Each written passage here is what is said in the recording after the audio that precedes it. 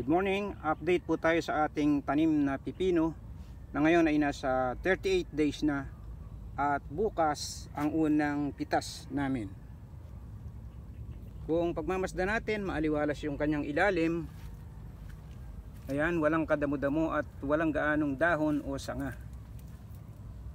Ayan, dahil inalis namin yung mga sanga sa bandang ibaba.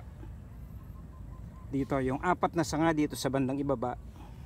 Ayan, tinanggal namin lahat at nagpatuloy kami sa bandang itaas na mula sa ika-5. Sa experience kasi namin, itong mga sanga sa bandang ibaba ay hindi agad namumunga. Nagpapalago lang siya rito. Dahil po sa pagkakatanggal ng mga sanga sa ilalim ay gumanda ang bunga. Ayan, nag-focus ang mga inilalagay namin na abono. Kaya ito kay lulusog ng bunga niya. Hanggang dito sa bandang ibabaw. Ayan.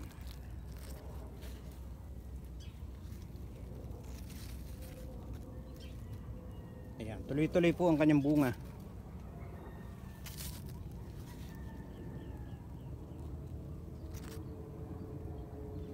So sa ngayon na marami na siyang bunga na maaaring mapitas, nasisimula na bukas, ay unti-unti rin kaming nagbabawas ng dahong malalapad.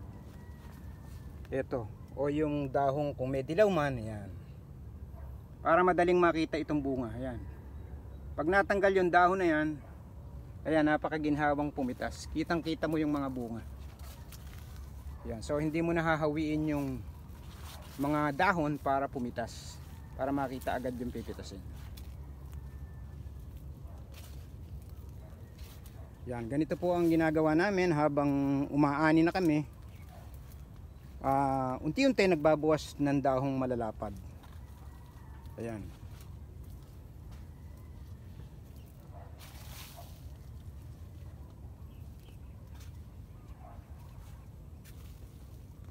Kung ikukumpara sa mga tanim namin dati, masasabi kong maganda ngayon itong itinanim namin.